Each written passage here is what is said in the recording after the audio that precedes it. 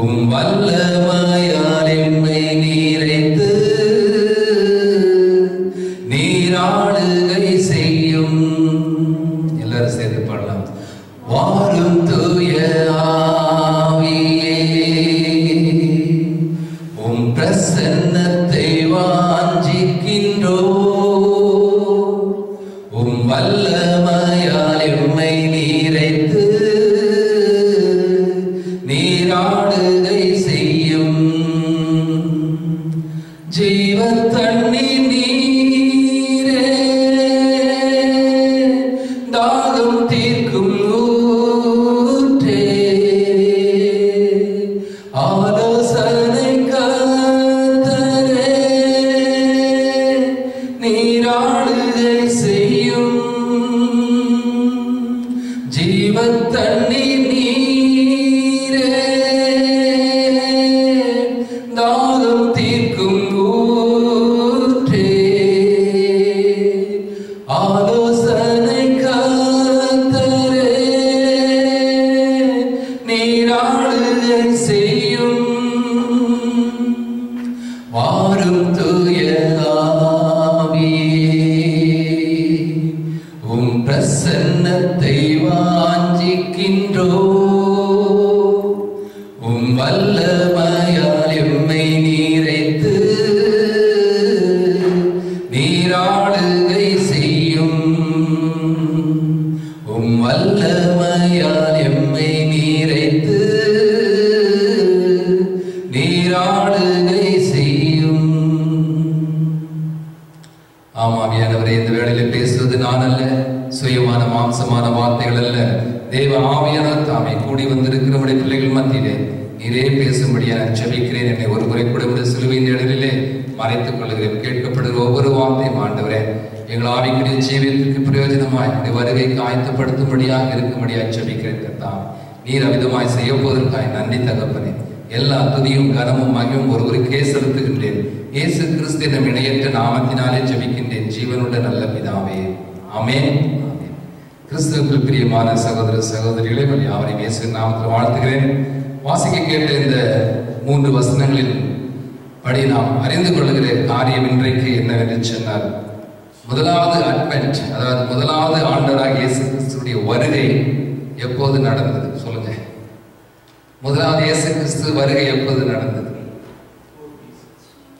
2000 ஆண்டுகளுக்கு முன்பதாக பெத்லகேமிலே நடந்தது. ஆமென். அதான் நம்ம கிறிஸ்துமஸ் கொண்டாடுறது. That was called as the first advent. சரி, நம்ம எல்லாரும் இந்த வருகிற டிசம்பர் மாதத்துல நம்ம 20th நம்ம சபையாக கிறிஸ்துமஸ் தினம் கொண்டாட போகிறோம்.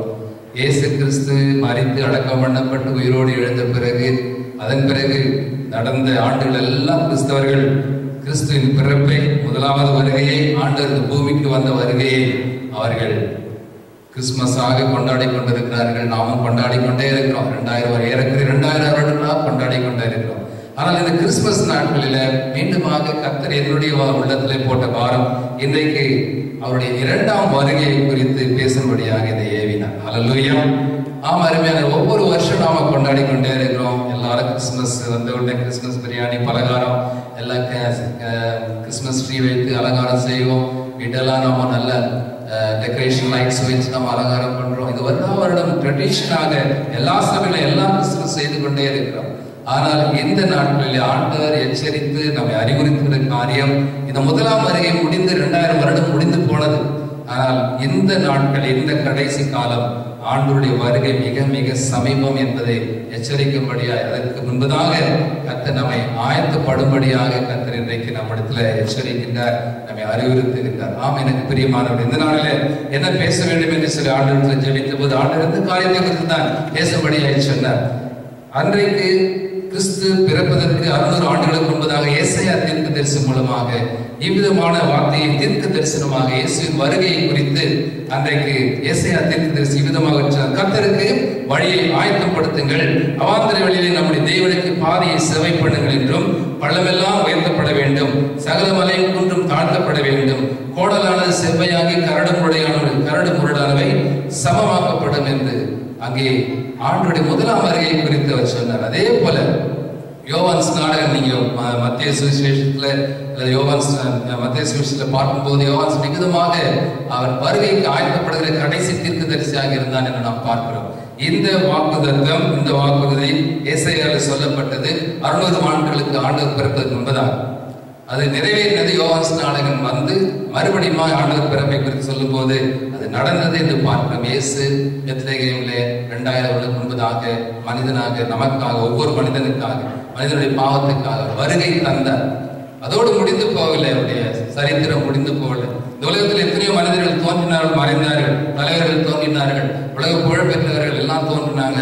ஆனால் எல்லாரும் மண்ணோடு மண்ணாகி போனார்கள். ஆனால் ஆண்டவர் ஒருவர் தான் மீண்டும் உயிர் எழுந்தார். உயிரோடு எழுந்தவரே என்று நாம் பாடணும் அல்லவா?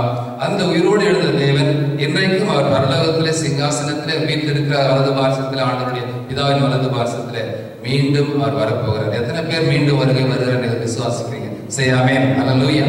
நிறைய பேர் ஆண்டவர் வருகை இல்லை என்று சொல்லுகிற அளவுக்கு இன்றைக்கு நடந்து கொண்டிருக்கிறது. ஆகவே இந்த நாளிலே கிறிஸ்துமஸ் கொண்டாடுவதற்கு முன்பதாகவே அல்லது கிறிஸ்துமஸ் கொண்டாடுகிற இந்த மாதங்களிலே நாம் 2ஆம் வருகை குறித்து அதிகமாக நாம் சிந்திக்க வேண்டியவர்களாக, ஆயத்தப்பட வேண்டியவர்களாக, மற்றவர்களை ஆயத்தப்படுத்த வேண்டியவர்களாக இருக்க வேண்டும். ஆமென். Now we have to prepare ourselves and we have to prepare others also for the coming of the second coming of Jesus Christ. ஆம், எனக்கு பிரியமான ஆயத்தம் என்று சொல்லும்போது preparation is very very important in each and every part of our lives. Amen. ஒரு காலையில நம்ம எழுந்து நம்ம டியூட்டிக்கு போனோம்னா அப்படியே நம்ம எழுந்தோம்னா ட்ரெஸ் அப்படியே போயிடுவோமா? நைட்லயே போயிடுவோமா? இல்ல, காலையில எழுந்து பற்கலைக்கு குளித்து எல்லாம் தலை சீவி எல்லாவற்றையும் நல்லா ஒரு மேனேஜரா இருந்தா இமான் சிங் மாதிரி நல்ல கோட் சூட்டு டை எல்லாம் கட்டிட்டு அப்படி போகலாம் இல்லையா? ஒரு ஆண்டனி மாதிரி மேனேஜர் இருந்தா அவர் எப்பவுமே கோட் சூட்ல தான் போவார், ஃபிளைட்ல கூட நினைக்கிறேன். ஆகவே எதுக்காக சொல்றேன்னு சொன்னா நாம எல்லாம் ஒரு ஆயத்தத்தோடு போகிறோம். அதே போல பிள்ளைகள் அனுப்பணும்னா அப்படியே அனுப்பிட்டீங்களா டேங்க இல்லையா? அவனை எல்லாம் குளிப்பாட்டி அவனை எல்லாம் எழுப்பி ட்ரெஸ் போட்டு ஷூ போட்டு அவனை ஆயத்தம் பண்ணி நாம் அனுப்புகிறோம். ஆமாம், எனக்கு பிரியமானவர்களே, அது மாத்திரமல்ல, ஒரு யாராவது விருந்தாளி, நம்ம விசேஷமான விருந்தாளி வந்தா நம்ம சும்மா இருக்குமா? வீட்டெல்லாம் சுத்தம் பண்ணுவோம். அதுவும் முக்கியமான பிரமுகர்கள் வந்தால் எல்லாத்தையும் நமக்கு சுத்தம் பண்ணி அவனுக்கு வேண்டிய விருந்து என்ன உணவு என்று சொல்லி நம்ம எல்லாத்துக்கும் முன்னாலே போய் காசுகோல போய் வாங்கிட்டு வந்து எல்லாம் ரெடி பண்ணி எல்லாரும் ரெடி பண்ணி வைக்கிறோம். ஆயத்தம், அது ஒரு ஆயத்தம் பண்றோம். அதே போல திருமண காரியங்களை பார்க்கும்போது பிரைட் அண்ட் பிரைட் குரூம் சும்மா இருப்பாங்களா? கல்யாணம் ஆகும் போது. ஆகவே மணமகனுக்கு ஏற்ற மணமகளாக என்ன இருக்கணும்? ஆகவே நம்ம உடம்பெல்லாம் ஸ்லிம்மா வைத்துக் கொள்ள வேண்டும். நல்ல ட்ரெஸ் வாங்கணும், நல்ல இந்த ட்ரெஸ் வாங்கணும்னு சொல்லி என் மகளை கூட நான் சொல்றேன். அவ இருக்கிற 10 கிலோ குறைச்சிட்டா. கல்யாணத்துக்கு முன்னால போயிட்டு ஜிம்க்கு இருந்தா ஜிம்பாவா என்னவோ போயிட்டு டான்ஸ் எல்லாம் ஆடி அவளை 10 கிலோ குறைச்சாச்சு. ஆக எதுக்காக சொல்றேன்னா, ஒவ்வொரு காரியத்துக்கும் ஆயத்தம் தேவை. ஆயத்தம் இல்லாம நம்ம எதையும் செய்ய முடியாது. இன்னைக்கு நம்ம ஆலயத்துக்கு வருகிறோம் என்று சொன்னாலும் ஆயத்தம் தேவை. ஒரு துதி ஆராதனை நடத்த வேண்டும், அதை லீட் பண்றவங்க, மியூசிக் போடுறவங்க. we are having practice on Thursday. We have to prepare ourselves. We have to come with the preparation. Then only we can feel the presence of God. Then only we can be anointed with the Holy Spirit. சும்மா வந்து அப்படியே வந்து நடத்துறது அல்ல. என்றைக்கு கூட இந்த வசனத்தை நான் ஆயத்தம் பண்ணும்போது, நெக்ஸ்ட் வீக் சண்டே சர்வீஸ் பேசணும்னு சொன்னா மண்டேல இருந்தே நான் வருகிற அடுத்த நாள்ல இருந்து நான் ஆரம்பிச்சிருவேன். என்னுடைய மனதிலேயே நான் ஆயத்தம் பண்ணிக்கொண்டே இருப்பேன். இந்த வார்த்தையை ஆண்டவர் பேசட்டுமா, அந்த பிரசங்கத்தை சொல்லட்டுமா என்று சொல்லி. ஆகவே அந்த வார்த்தையில ஆண்டவர் மனசுக்குள்ளேயே வசனங்களை கொடுத்துட்டே இருப்பேன். அதன் பிறகுதான் நான் வந்து எல்லாத்தையும் ப்ரிப்பேர் பண்ணேன். Not only me, we also, everybody who have preached in my absence also, you would have prepared. Without preparation நம்ம எதையும் செய்ய முடியாது. ஆகவே everything, for every important thing we have to prepare ourselves. ஆயத்தம் என்பது ரொம்ப முக்கியமாக இருக்கிறது. அதே போல நம்முடைய ஆண்டவராக இயேசு கிறிஸ்து அவர் மணவாளனாக இருக்கின்றார். ஹல்லேலூயா. அப்போ நாம யார்? அவர் மணவாளன். நாம யார் சொல்லுங்க? நாம தான் மணவாட்டி. ஆமென். Our bridegroom, we are the bride. So how we should prepare for to receive that bride as a bride? மணவாளனை எதிர்நோக்கிற வரவேற்கிற மணவாட்டி எப்படி இருக்க வேண்டும்? பரிசுத்தமாய் இருக்க வேண்டும். ஹல்லேலூயா. பரிசுத்த அலங்காரத்துடனே கூட இருக்கணும். நம்மை நாமே எல்லாவற்றிலும் ஆயத்தம் பண்ணிக்கொள்ள வேண்டும். மற்றவர்களையும் நாம் ஆயத்தப்படுத்த வேண்டியவர்களாக நாம் இருக்கின்றோம். ஆம், எனக்கு பிரியமானவர்களே, இன்றைக்கு உலகம் இன்றைக்கு அந்த ஆயத்தத்தில் இல்லை. Even Christians also not prepared to meet the Lord Jesus Christ. We are not preparing ourselves enough, sufficiently. And we are not preparing others also, other non-Christians also to receive the Lord Jesus Christ. ஏனென்றால் நாம் ஆண்டவருடைய வருகை மிக மிக சமீபத்தில் கடைசி நாட்களில் இருக்கிறோம் என்பதை நாம மறந்து விடவே கூடாது. இந்த உலகத்தில் நம்ம there are lot of technology and other science and improvements are there, developments are there, so many things are happening right now very fast. ஆனால் அதே நேரத்தில் சுவிசேஷம் பெருகுது, ஊழியங்களும் பெருகுது, ஊழியக்காரர்களும் பெருகி இருக்கிறாங்க. நம்ம அறிந்து கொள்ள வேண்டும், ஆண்டவர் வருகையும் நெருங்கி இருக்கிறது அறிந்து கொள்ள வேண்டும். ஏனென்று சொன்னால் இங்கே நடக்கிற காரியங்கள் எல்லாம் இன்னைக்கு பார்க்கும்போது நம்ம நல்லா தெரியும், நடக்கிற சம்பவங்கள் எல்லாம் அதிகமாக தீமையான காரியங்கள் தான் இன்றைக்கு நடந்து கொண்டிருக்கிறது நாம் அறிய வேண்டும். நன்மையான காரியங்கள் நடக்கிறது, நமக்கு தொழில்நுட்பங்கள் தேவைதான், வசதிகள் தேவை. இன்னோட நம்ம பார்க்கும்போது இந்தியாவில் இப்போ நான் 43 days போகும்போது இருக்கு எவ்வளவோ பெரிய பெரிய மாஸ் இன்றைக்கு பார்க்க முடியுது. மெட்ராஸ்ல மாத்திரமில்ல, வெள்ளூர்ல அங்கே இருக்க சிறு சிறு கிராமங்களில் கூட இன்றைக்கு குடிசையாக பார்க்க முடியுது. அந்த அளவுக்கு எல்லா திருமண மண்டபங்கள், engineering college. So the developments are there, the improvements are there in all the areas of our life, the worldly lives. அதே வேளையில ஆண்டவருடைய வருகைக்கு நாம் எந்த விதத்திலே நாம் ஆயத்தம் பண்ணிக்கொண்டிருக்கிறோம் என்பதை இந்த வேளையிலே கர்த்தர் நம்மை பார்த்து அவர் எச்சரிக்கிறவராக இருக்கின்றார். சரி, ஏன் இதை நான் இந்த வேளையில அழுத்தம் திருத்தமாக சொல்ல வேண்டிய காரணம் என்று சொன்னால், முதலாவது நாம் பார்க்கும்போது the evil, the wicked things and persecutions are happening around the world very in an intense way. மிகவும் அதிகமாக மிகவும் கொடுமையான காரியங்கள் இந்த நாட்களிலே நடந்து கொண்டிருப்பதை நாம் கண்கூடாக பார்க்கிறோம். கண்கூட காதில் நம்ம கேட்கல, கண்கூடாக நம்ம ஃபேஸ்புக்ல பார்க்கிறோம், யூடியூப்ல பார்க்கிறோம். இன்றைக்கு எவ்வளவு கொடூரமான காட்சிகள் எல்லாம் நடந்து கொண்டிருக்கிறது பார்க்கிறோம். Terrorism is growing very fast. evil civil wars நாம் பார்க்கும்போது இன்றைக்கு உக்ரைன்ல பார்க்கிறோம், காஷ்மீர்ல பார்க்கிறோம், பலஸ்தீன் இஸ்ரேல் மத்தியில் பார்க்கிறோம், சிரியா ஈராக் மத்தியில் பார்க்கிறோம். இன்றைக்கு என்னதான் நம்ம உலகம் வந்து முன்னேறி கொண்டிருந்தாலும், நவீன காலத்துல தொழில்நுட்பங்களிலே முன்னேறி கொண்டிருந்தாலும், இன்றைக்கு இவ்விதமாக இன்றைக்கு உள்நாட்டு போர்கள் தொடர்ந்து கொண்டே இருக்கிறது. இன்றைக்கு அது ரஷ்யன் பிரசிடென்ட் சொல்றார் புட்டின், இப்போ வந்து நாங்கள் வந்து பழைய சோவியத் யூனியன் மாதிரி தான் மாற போறோம். ஏன்னா எங்களுக்கெல்லாம் வெஸ்டர்ன் கண்ட்ரிஸ் அகேன்ஸ்டா வரும்போது and we are going to be like Soviet Union like in 1985 அப்படின்னு சொல்லும்போது எந்த நேரத்தில் எந்த வார் எதுவும் நடக்கும், தேர்ட் வேர்ல்டு வார் நடக்கும். ஆக எதற்காக நான் சொல்றேன்னு சொன்னா, நாம இந்த நாட்டில் மிகவும் பயங்கரமான காரியங்கள் நடக்குது என்பதை நாம் அறிந்துள்ளோம். குறிப்பாக விசுவாசிகள், கிறிஸ்தவர்கள் நாம் மிகவும் அதை பார்த்து நம்ம சும்மா இருக்க கூடாது. ஆனால் நம்மை ஆயத்தம் பண்ணிக்கொள்ள வேண்டியவர்களாக இருக்க வேண்டும். பர்சிக்யூஷன்ஸ் நாம் பார்க்கும்போது இன்றைக்கு இந்த ஈராக்ல ஐசிஸ் என்று சொல்லப்படுகிற அந்த பயங்கரமான அந்த முஸ்லிம் தீவிரவாதிகள், அல்கைதா விட மிக மோசமான தீவிரவாதிகள் நாம் பார்க்கலாம். சும்மா அப்படியே குழந்தைகளையும் அவங்க அப்படியே தலை வெட்டி கொல்லப்படுறதை பார்க்கிறோம். ஒரு கிறிஸ்டியன் ஏரியாவே அந்த சிட்டியை காண இன்றைக்கு அந்த அளவுக்கு அவங்க எல்லாம் இன்றைக்கு அகதிகளாக அங்கே அந்த வனாந்தரத்திலே குடியேறிருக்கிறாங்க. எவ்வளோ பேர் ஆயிரக்கணக்கான மக்கள் கொல்லப்பட்டிருக்கிறாங்க, கற்பழிக்கப்பட்டிருக்கிறாங்க, அவங்கள ஸ்லேவ்ஸா பெண்களை விற்கிறாங்க. இப்பொழுது நடக்கிற காரியம் நம்ம கண்கூட நடக்கிற காரியம். ஆகவே ஆண்டவர் மத்தேயு 24ஆம் அதிகாரத்துல முதல் 12 வசனங்களில் நாம் பார்க்கும்போது, அவர் ஒலிவ மலையில உட்கார்ந்து இருக்கும் போது சீஷர்கள் வந்து கேட்கிறாங்க இல்லையா, இதெல்லாம் ஆண்டவருடைய வருகைக்கு முன்பதாக, 2ஆம் வருகைக்கு முன்பதாக என்னென்ன நடக்கும் அப்படின்னு சொல்லும்போது ஆண்டவர் ஒவ்வொரு காரியத்தையும் திட்டவட்டமாய் சொல்லுகிறார். அவை எல்லாம் நடந்தேறி வருகிறது என்பதை நாம் கண்கூடாக பார்த்து கொண்டிருக்கிறோம். உள்நாட்டு பொருளை குறித்து சொன்னார், அதே போல இயற்கை சீற்றங்களை சீரழிவுகளை குறித்து சொன்னார், வெள்ளங்கள், இன்னும் பூமி அதிர்ச்சிகள். நேற்று கூட ஜப்பான்ல 8.9 இது சொல்லுவாங்களே ரெக்டர் இதுல அங்க பூமி அதிர்ச்சி உண்டாயிருக்கிறது. இன்னமாக நம்ம பார்க்கும்போது இன்னைக்கு ஸ்னோ சீசன்ல பயங்கரமான ஸ்னோ பஃபலோ இல்லையா, 5 அடி 6 அடி போயிடும். இன்னைக்கு அது மெல்ட் ஆகும்போது இன்னும் வெள்ளமாக ஓடுது, இன்னும் வீடுகள்லாம் நிறைய அழிவு நடந்து கொண்டிருக்கு. இயற்கை அழிவுகளும் அதிகமாகி கொண்டிருக்கிறது. இதெல்லாம் அநேக நாட்களாக நடந்து கொண்டிருக்க நம்ம சொல்லலாம். ஆதி காலத்துல நடக்குது, இதெல்லாம் ஆண்டவர் வருகன்னு சொல்லி ஏமாத்துறாங்க, இல்ல பயமுறுத்துறாங்க அப்படின்னு சொல்றாங்க. இல்ல அருமையானவர்களே, நாம் இதெல்லாம் நம்ம கால்குலேட் பண்ணி பார்த்தா அந்த ஆதி நாட்டில் நடந்ததை விட இன்றைக்கு அதிகமாக விரைவாக வேகமாக நடந்து கொண்டிருக்கு. அதனால்தான் நாம மிகவும் எச்சரிக்கையாக ஆயத்தம் பண்ணிக்கொள்ள வேண்டியவராக, ஆண்டவருடைய வருகைக்கு தயாராக இருக்க வேண்டியவர்களாக சபையும் மடவாட்டியும் ஒவ்வொரு விசுவாசி குடும்பமும் இருக்க வேண்டும். இன்றைக்கு இப்படிப்பட்ட தீவிரவாதங்கள், மதவாதங்கள், உள்நாட்டு போர்கள், பர்சிக்யூஷன் சொல்லும்போது 4ஆம் சவுதி ஜெயிலில் இருந்தது உண்மைதான். ஜெயிலில் இத்தனை பேர் இருக்கிறாங்க. ஆனாலும் கூட கொலை செய்யப்படுவார்கள் என்பதை ஆண்டவர் சொன்னார். அங்கே மத்தேயு 24:9 உங்களை உபத்திரவங்களுக்கு ஒப்புக் கொடுப்பார்கள், உங்களை கொலை செய்வார்கள், என் நாமத்தின் நிமித்தம் நீங்கள் சகல ஜனங்களாலும் பகைக்கப்படுவீர்கள். அப்பொழுது அநேகர் இடர்கள் அடைந்து ஒருவரையர் காட்டிக் கொடுத்து ஒருவரையர் பகைப்பார்கள். அநேக கள்ளத்திற்கு திசை எழுப்பி அநேகரை வஞ்சிப்பார்கள். அக்கிரமம் மிகுதியாவதனால் அநேகருடைய அன்பு தணிந்து போகும் என்று சொல்லி அங்கே ஆண்டவர் விளக்கமாக சொல்வதை நாம் பார்க்கிறோம். அன்றைக்கு உபத்திரவங்கள் மாத்திரமல்ல, பாடுகள் மாத்திரமல்ல, இன்றைக்கு கொலையும் செய்யப்படுகிற காரியங்கள் அதிகமாக நடந்தது. ஒவ்வொரு வாரமும் நம்ம நைஜீரியாவில் கேள்விப்படும் போது 75 பிள்ளைகள் இப்போ ஸ்கூல்ல கிறிஸ்டியன் ஸ்கூல் வெஸ்டர்ன் எஜுகேஷன் கற்றுக் கொடுக்குறாங்கன்னு சொல்லி அவங்க இந்த கிறிஸ்டியன் ஸ்கூல்ல உள்ள நுழைஞ்சி சிறு பிள்ளைகளை 75 பிள்ளைகள் கொலை செஞ்சிருக்காங்க. நேற்று கென்யாவில் கிறிஸ்தவர்கள் அந்த பஸ்ல போனவங்க 45 பேர் குரானை சொன்னாதான் அவங்க உயிரோடு இருக்கணும், இல்லாட்டி சுட்டுக்கொள்ளணும்னு சொல்லி குரானை அவங்க சொல்ல தெரியாதனால அந்த பஸ்ல போன ஒரு 28 பேரை கொலை செஞ்சிருக்காங்க.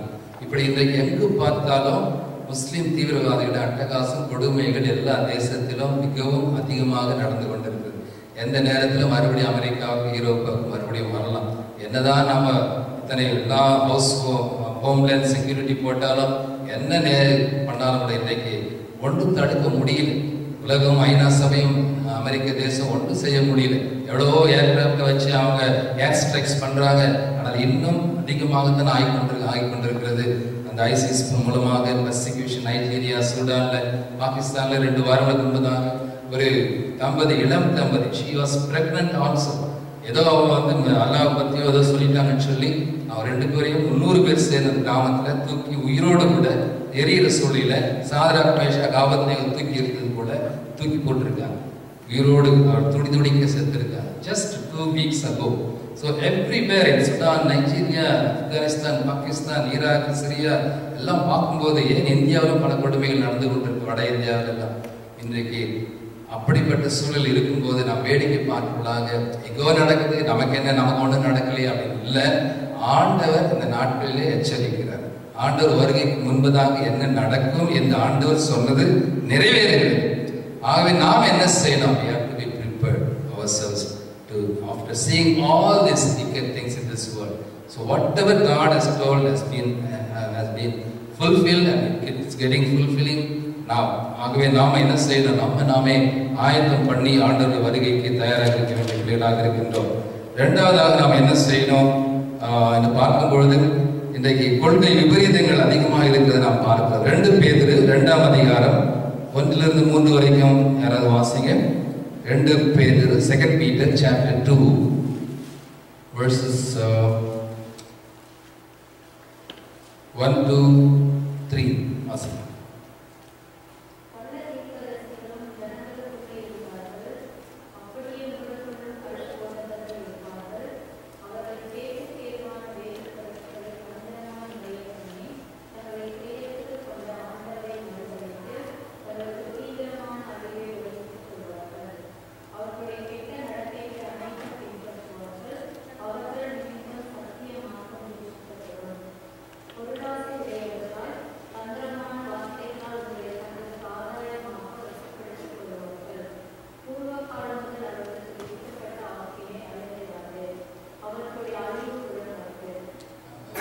தொடர்ந்து 5ஆம் வசனத்திலிருந்து 9 வரைக்கும் வாசிங்க.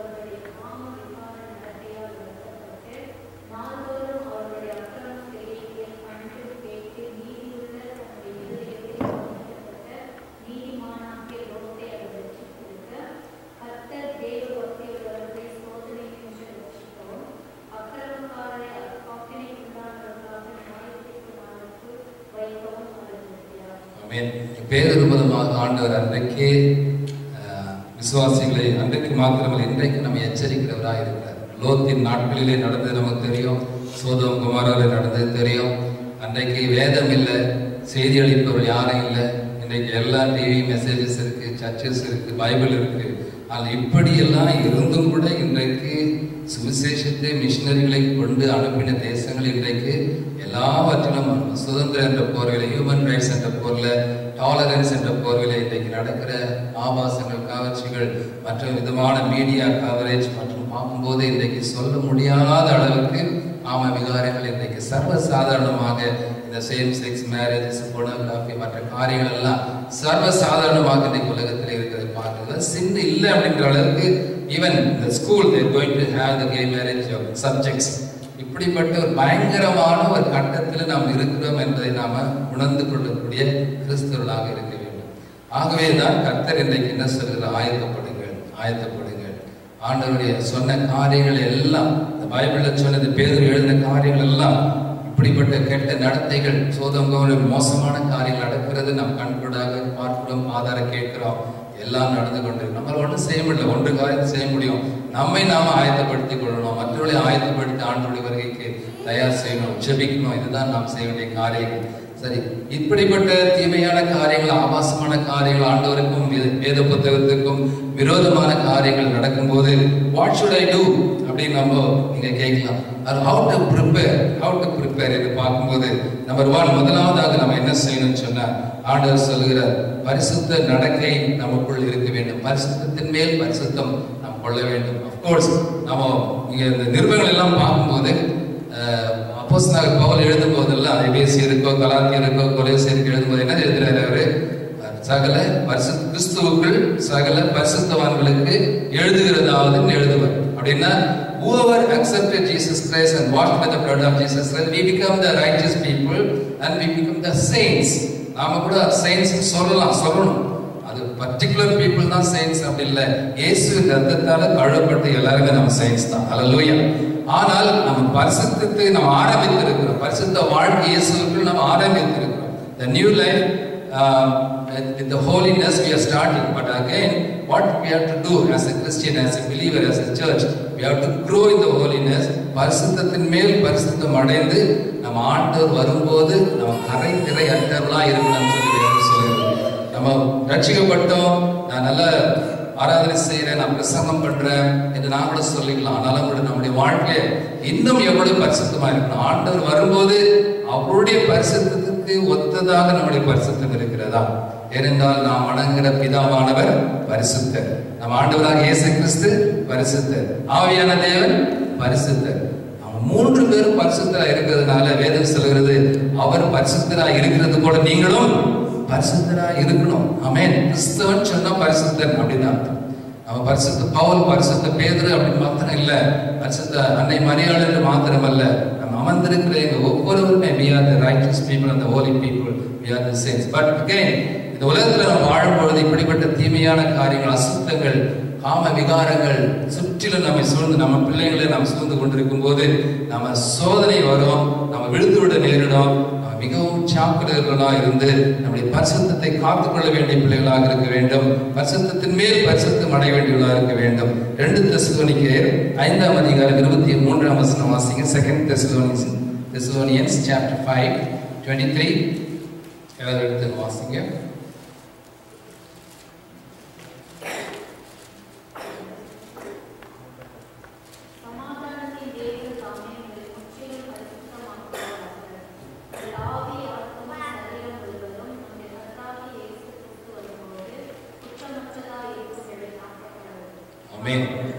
அப்போ முதலாவதாக பரிசுத்த பவுல் தெசலோனியருக்கோ யாரும் எழுதும் போது சகல பரிசுத்தவான்களுக்கு எழுதுகிறதான் எழுதுறார்.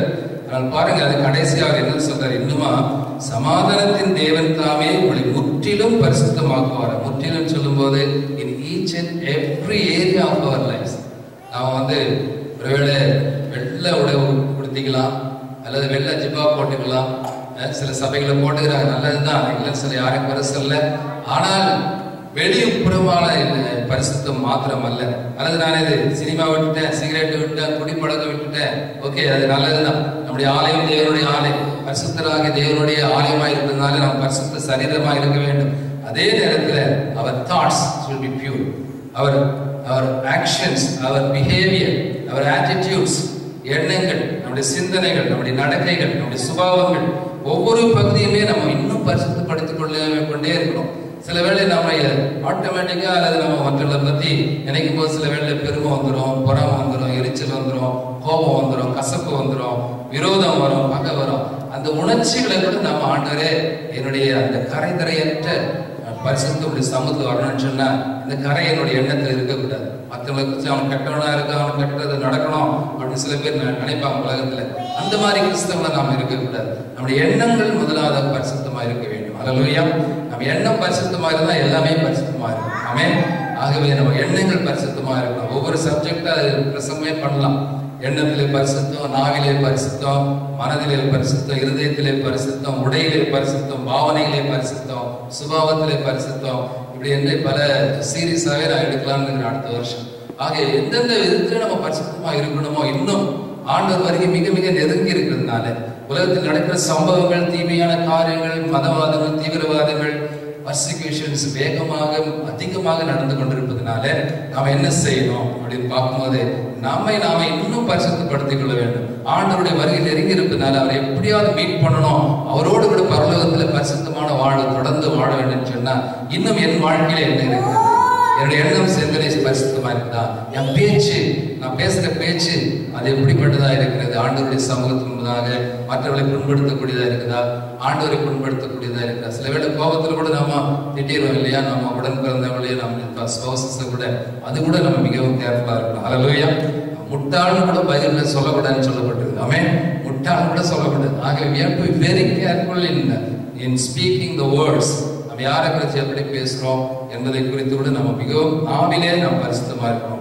நடக்கை, உடை, பாவனை, சுபாவம், கண்கள், காதுகள், கால்கள் நம்ம எங்க போகுது, நம்ம கண்ணு இன்டர்நெட்ல என்ன பார்க்குது, நம்ம காதுகள் என்ன பாட்டு கேட்குது, என்ன செய்தியை கேட்குது, எல்லாவற்றும் அதுதான் பரிசுத்த போல் சொல்ல கரை திரையற்றவர்களாக நீங்க பரிசுத்தமாகும். பரிசுத்தமாயிட்டு நான் ரட்சிக்கப்பட்டேன் அப்படின்னு சொல்லிட்டு முடியாது. நம்ம every day we have to be sanctified. What is sanctification? What is holiness? We have to be separated from the worldly things, from the evil things, from the sinful things. அந்த பாவமான உலகத்திலே மற்றவர்கள் செய்கிற காரியங்களை நாம் கிறிஸ்தவர்கள், விசுவாசிகள், நம்ம ஆண்டவருடைய பிள்ளைகள் நாம் செய்யவே கூடாது. ஆக எல்லா ஏரியாலும் ஆண்டவரை எதுல நான் குறையா இருக்கிறேன், எதுல நான் அசுத்தமா இருக்கிறேன்னு சொல்லி நம் வருகைக்கு ஆயத்தப்படுத்திக் கொள்ள வேண்டிய பரிசுத்தவான்களை இன்னும் பரிசுத்தவான்களை மாற வேண்டும். வெளிப்படுத்தின விசேஷம் 22ஆம் அதிகாரம் 11ஆம் வசனம். Revelation, the book of Revelation, the last book in the Bible. Amen. The last chapter, 22nd chapter, and last portion of the 22nd chapter. அந்த 16ஆம் வசனத்தை வாசிங்க.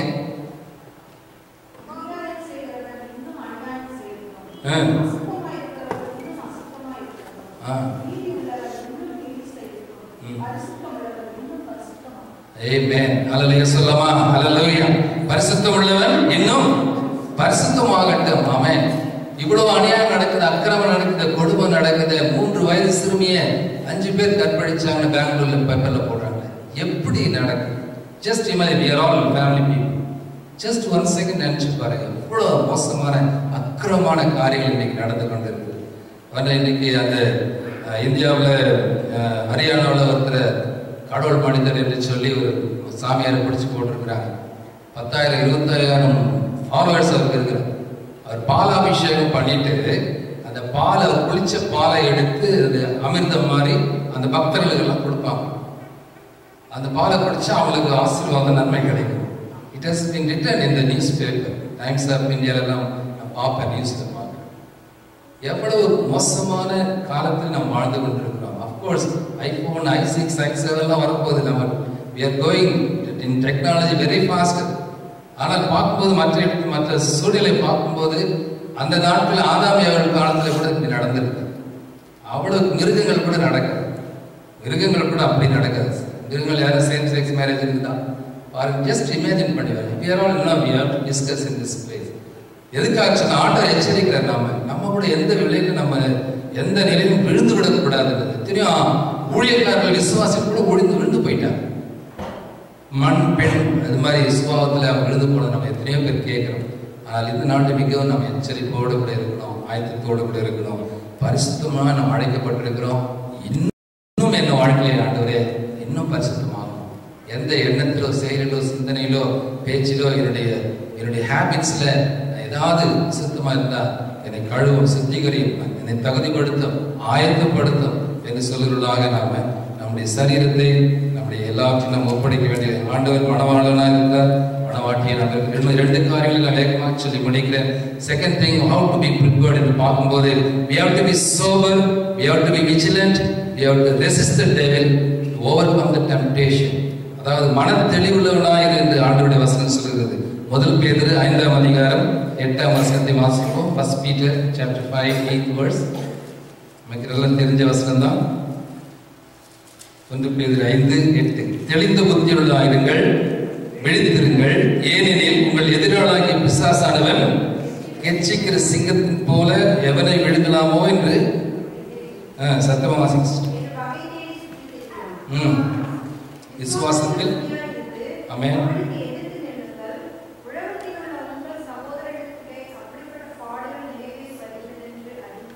Amen.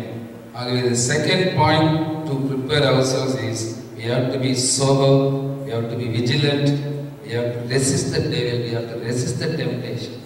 இன்னைக்கு நம்ம டிவியை திறந்தாலும் சரி, ஏதாவது ஒரு படம் பார்க்கணும், அட்வென்ச்சர்ஸ் படம் பார்க்கணும், அதுவும் சரி, ஒரு நியூஸ் பேப்பர் பார்க்கணும், நியூஸ் பேப்பர் பார்த்தாலும் எங்கேயாவது ஒரு மூலையில நாம கண்ணில் இழுக்கக்கூடிய காட்சிகள் ஏதாவது ஒன்று இருக்கும் இன்டர்நெட்ல. we have to be very very careful. என்னையும் சேர்த்து தான் சொல்றேன். as a servant of God we have to be very careful. எந்த இடத்துல டச் பண்ணா விழுந்துருவான்னு பிசாசுக்கு தெரியும். அதனால தான் அவன் சொல்றான், வகை தேடி சுற்றி திருந்து கொண்டு யாரை எப்ப பிடிக்கலாம். நல்ல பிரசங்கம் பண்ற அவனை பிடிக்கணும், நல்ல வர்ஷிப் பண்ற அவனை பிடிக்கணும், நல்ல உபவாச ஜெபம் பண்ற அவனை பிடிக்கணும். ஏதாவது விழிச்சு எவ்வளவு பெரிய ஒழிக்காரன் விழுந்திருக்க. So today God is warning each and every one of us, including me, to be careful, to be sober, to be vigilant, to resist the devil. ஆண்டவர் சோதனை செய்ய வந்த அன்றைக்கு, ஆண்டவர் வனாந்திரத்தில் இருக்கும்போது சோதனைக்காரன் வந்தான். பேரே சோதனைக்காரன், டெம்ப்டர். டெம்ப்ட் பண்ணா, நீ ஆண்டவர் தானே, நீ கல்லுகளை அப்பமாக்கி புசிய, இவ்வளவு நாள் 40 நாள் பசியா இருக்கிறல்ல அப்படின்னு. உடனே நம்ம கூட பசியா இருக்கும்போது, உபவாசம் இருக்கும்போது அங்க நல்ல ஒரு ஸ்வீட் இருக்கும், அது ஸ்வீட் சாப்பிடலாமான இருக்கும் அந்த டைம்ல. அதுதான் டெம்ப்ட் பண்ணுவான் நைஸா. அது நம்முடைய உபவாசத்தை, நம்முடைய பரிசுத்தத்தை குலைப்பான். ஏதாவது ஒரு காட்சியை காண்பிது, பரவாயில்ல தப்பு இல்லை அப்படின்னு சொல்லுவோம். ஆகிய நாம மிகவும் நம்ம கவனமா இருக்க வேண்டும். we have to be sober like Joseph. அந்த காலத்திலே யோசேப்பு மிகவும் பரிசுத்தமா இருந்தான். அந்த பழைய ஏற்பாட்டு காலத்திலே அவன் ராஜா அரண்மனையில் இருந்தாலும் எத்தனையோ தவறுகள் ஈஸியாக செய்யலாம். ஆனாலும் கூட தேவனுக்கு பயந்து பரிசுத்தத்தை அவன் பார்த்துக்கொண்டான், விழித்திருந்தான். சாசு வஞ்சிக்க நினைச்சான் அந்த பொத்திபார் மனை மூலமா. But he was very vigilant, he was very fearful to God, and he was very sober in his faith. தேவனை குறித்த வைராக்கியம், பக்தி வைராக்கியம், பரிசுத்த வைராக்கியம் இருந்தது. ஆகவே கண்களின் இச்சை, ஜீவனத்தின் பெருமை, மாம்சத்தின் இச்சைகள் மிகவும் நம்மை சோதனைக்குள்ளாகும். இந்த நாட்களில் மிக மிக கவனமாக நாம் இருக்க வேண்டும். 3வது கடைசியாக we have to work hard to receive the Lord Jesus Christ. If you want to be prepared, we have to work hard for the kingdom of God. ஆண்டவருடைய வார்த்தை சொல்கிறது, யோவான் சுவிசேஷம் 9ஆம் அதிகாரம் 4ஆம் வசனம். John's Gospel chapter 9:4 வாசியுங்கள். யோவான் 9:4.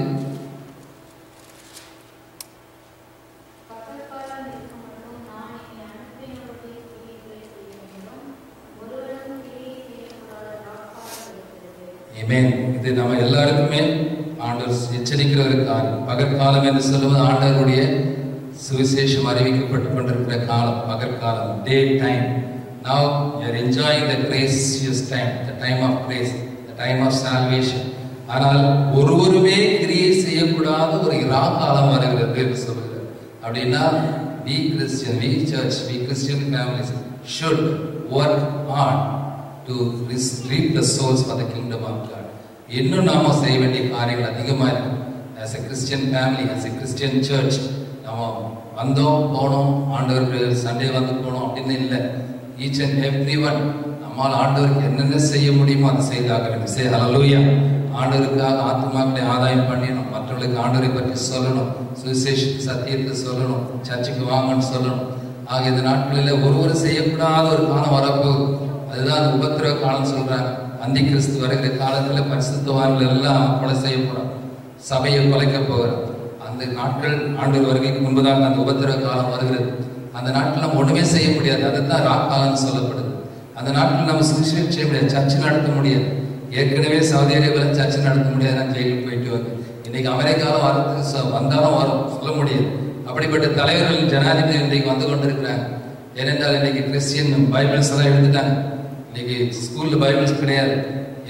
ஒரு கேக் கம்பெனியில வந்து கேக் கப்பலுக்கு நான் கொடுக்க மாட்டேன்னு சொன்னதுல அவங்கள வந்து ஜெயிலில் போட்டு கேஸ் போடுறாங்க. இப்படி பல பேர் ஒவ்வொரு நாளும் நம்ம கேட்டுக்கொண்டே இருக்கிறோம். கிறிஸ்டியன் மேகசின்ஸ் நீங்க படிங்க, கிறிஸ்டியன் வெப்சைட்ல பாருங்க என்னென்ன நடக்குது அமெரிக்கா, என்னென்ன காரியங்களுக்கு எதிராக இன்றைக்கு செயல்பட்டு கொண்டிருக்கிறாங்கன்னு சொல்லி. ஈவன் தேர் வாட்சிங் த ப்ரீச்சிங் ஆல்சோ. இந்த சர்ச் இன் டெக்சாஸ்ல வந்திருக்கிற ஒரு லெஸ்பியன் மேயர், அவங்க வந்து யார் யார் சர்ச்சஸ்ல என்னென்ன பேசுறீங்க அதுக்கு விரோதமா பேசினா அவங்கள உள்ள போடணும் அப்படின்னு சொல்லி அவங்கள பற்றி அந்த மேயர் பண்ணாங்க. ஆனாலும் பிரிஸ்ட் எல்லாம் பாஸ்டர்ஸ் எல்லாம் ப்ரொடெஸ்ட் பண்ணி கேஸ் போட்டு அதுக்கப்புறம் தேவன் பாஸ்டர்ஸ் வந்து தடுக்கக்கூடாது அவங்க ப்ரீச்சிங் என்று சொல்லி இப்படிப்பட்ட காரியங்கள் உங்களுக்கு நடந்து நம்ம இங்கு வாழ்கிற இந்த அமெரிக்க தேசம். ஸோ இதெல்லாம் பார்க்கும்போது கேட்கும்போது நம்ம என்ன செய்யணும்? we need to work hard for the kingdom of God. நம்ம வந்தோம், தனிப்பட்ட ரட்சிப்பின் சந்தோஷத்தை பெற்றோம், நம்ம சந்தோஷமா வந்து சர்ச்சைக்கு போறோம், அதோட நிற்கக்கூடாது. Each one catch one. Hallelujah. இந்த வருகிற 2015ஆம் ஆண்டுல கண்டிப்பா இங்க எதுக்கு காலியெல்லாம் இருக்கக்கூடாது. அட்லீஸ்ட் இந்த 2 பியூஸ் நிரம்பி இருக்கணும். ஹல்லேலூயா. நம்ம வந்தவங்க வந்த மாதிரியே போகக்கூடாது. தயவுசெய்து நான் கேட்கிறேன், எனக்காக கேட்கல, என்னுடைய நாமத்துக்காக ஊழியத்துக்காக இல்லை. நம்ம இந்த பிட்ஸ்பர்க் நகரத்துல நம்ம ஆண்டவர் கொண்டு வந்திருக்கிற நோக்கம் ஒரு பெரிதான நோக்கம். செய்யமே. ஹல்லேலூயா. நம்ம வந்தோம், வருமானம் சம்பாதிச்சோம், நம்ம எல்லா வசதியில் இருக்கு, 2 கார் வாங்கணும், 2 வீடு வாங்கணும், பேங்க்ல சேமிப்பு. ஆண்டவர் அதெல்லாம் கேட்க மாட்டார். ஆண்டவர் வந்து நம்ம பரலோகத்துக்கு வருகைக்கு போகும்போது நீ எவ்வளவு பணம் பேங்க்ல சேர்த்து வச்ச, எத்தனை கார் வாங்கினேன், எத்தனை தோட்டம் வாங்கின நாகர்கோவில்ல, அதெல்லாம் கேட்க மாட்டார். ஹல்லேலூயா. சரி, ஹல்லேலூயா. எத்தனை ஆத்துமாக்கள் எனக்காக சம்பாதித்த, எத்தனை பேர் சத்தியத்தை சொன்னேன், எவ்வளவு பேருக்கு கேரேஜ் பார்க்கல, ஐலாண்ட் ஹில்ஸ்ல, மன்ரோவில்ல யாருக்காவது ஒருத்தருக்கு நம்ம சொல்லியிருக்கோமா இயேசுவை பற்றி? சர்ச்சுக்கு வாங்க ஒருத்தருக்கு சொல்லியிருக்கணும். மற்ற கிறிஸ்டின் ஃபேமிலி வாங்க பிரதர், வாங்க சிஸ்டர் சொல்லியிருக்கணுமா? நம்ம வெக்கப்படுறோம், தயக்கப்படுறோம். இல்லை, இந்த நாட்கள் இது ஒரு பகற்காலத்தை நம்ம பிரயோஜனப்படுத்திக் கொள்ள. we have to make use of this time. This is the time of grace. கர்த்தர் நமக்கு ஒரு தாளந்து வரங்களை, நேரங்களை, பொருளை கொடுத்திருக்கிறாரு. எப்படியாவது நம்ம செய்தாக வேண்டும். எந்த வகையில நம்ம செவிங்க, கர்த்தர் உங்களுக்கு வழியை காட்டுவார். I am also praying, Lord, இங்க வந்து சர்ச் நடத்தி சும்மா பீச் மீட்டிங், ரெட்ரீட், இப்படி ஆனிவர்சரி மீட்டிங் பிரமாதம் பண்றதுல இல்லாண்டவரே, எப்படியாவது இந்த நகரத்துல ஆத்மாக்கள் எனக்கு வேண்டும். ஹல்லேலூயா. அதுதான் ஒவ்வொரு நாளும் என்னுடைய கண்ணீர் ஜெபமா இந்த நாட்டில் இருக்கிறது. எப்படியாவது அதை எப்படி காட்டுங்க ஆண்டவரே, எங்களுக்கு கொண்டு வாங்க, புதிய குடும்பங்களை, புதிய மாலிகளை கொண்டு வாங்க, புதிய மியூசிஷியன்ஸை கொண்டு வாங்க, எங்க பக்கத்து வீட்டுக்காரங்க நாங்கள் கொண்டு வரணும். நான் கிறிஸ்டியன்ஸ் எவ்வளோ பேர் ட்ரெடிஷ்னல் கிறிஸ்டியன் சர்ச்சஸா இருக்காங்களே, அவங்களும் ஆவிக்குரிய சபையில வந்து நல்ல ஞானஸ்நானம் பெற்று ஆவியின் அபிஷேகம் வரங்களை பெற்று ஜொலிக்கணும். அப்படிப்பட்ட ஜெபம் பண்ணும்போது ஆண்டவர் காண்பிப்பார், கொண்டு வருவார். ஹல்லேலூயா சொல்லுங்க. ஆமென்.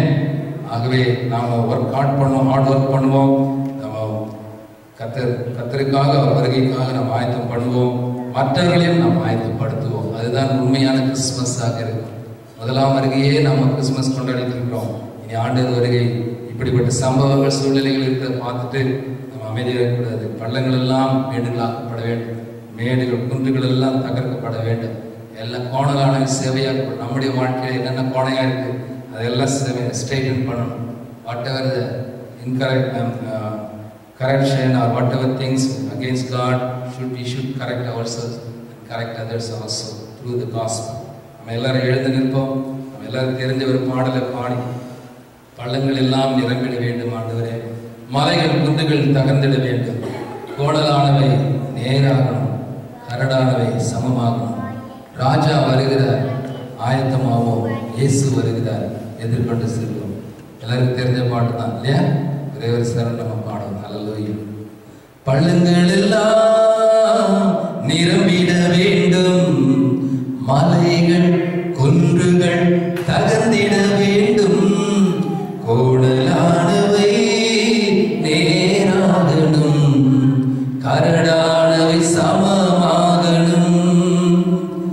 பள்ளங்கள் எல்லாம் நிரம்பிட வேண்டும், கரங்களை தட்டி, மலைகள் குன்றுகள் தகர்ந்திட வேண்டும், கோணலானவை நேராகணும்,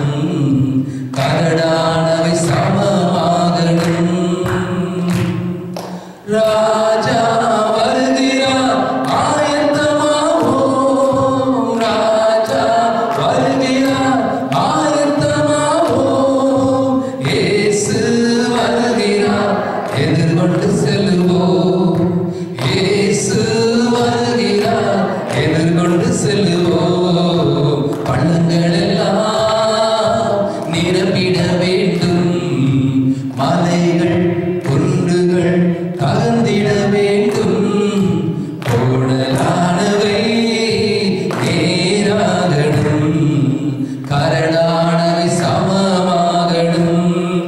ராஜா வருகிறார் ஆயத்தமாவோம், ராஜா வருகிறார் ஆயத்தமாவோம், இயேசு வருகிறார் எதிர்கொண்டு செல்லுவோம், இயேசு வருகிறார் எதிர்கொண்டு செல்லுவோம். ஹல்லேலூயா. நாம் ஜெபிப்போம் கண்களை மூடி. ஒரு விசை கூட நாம் அர்ப்பணிப்போம்.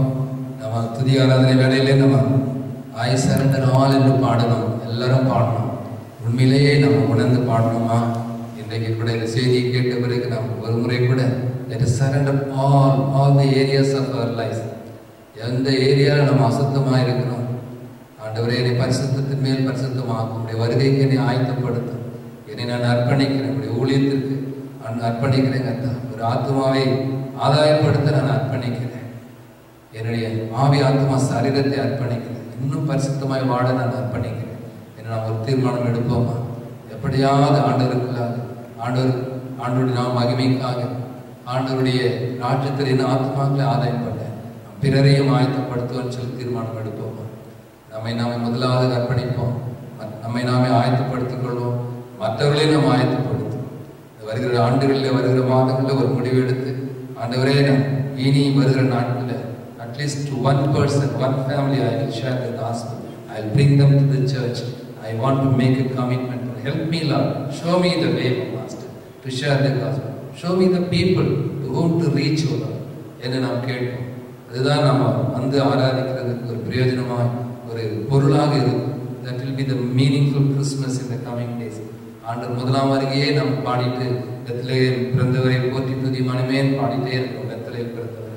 ஆனால் இனி ஆண்டவர் வரப்போகிறது ராஜாவாக வரப்போகிறார். ஹல்லேலூயா. அவர் ராஜாதி ராஜாவாக கர்த்தாதி கர்த்தராக வரப்போகிறார். How are we going to meet him? How are we going to prepare ourselves? How are we going to prepare others? God is asking you and I today. Let us commit ourselves. Let us make a commitment. Let us make a decision.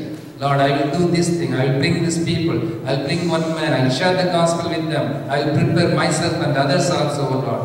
என்று நாம் பொறுத்துணையோடு இன்றைக்கு போவோம். ஒரு தீர்மானத்தோடு கடந்து போவோம். கர்த்தர் நிச்சயமாய் ஒரு கரங்களை ஆசீர்வதித்து உங்களை ஆயத்தப்படுத்துவார், மக்களை ஆயத்தப்படுத்துவது ஒரு கருவிகளாக மாற்றுவார். நம் சபையை மாற்றுவார், நம் குடும்பங்களை மாற்றுவார். நன்றி தகப்பனே, நன்றி தகப்பனே. இந்த வேளையிலே கர்த்தாவே நீ பேசினதற்கு ஸ்தோத்திரம் அப்பா. Yes Lord, we will prepare ourselves.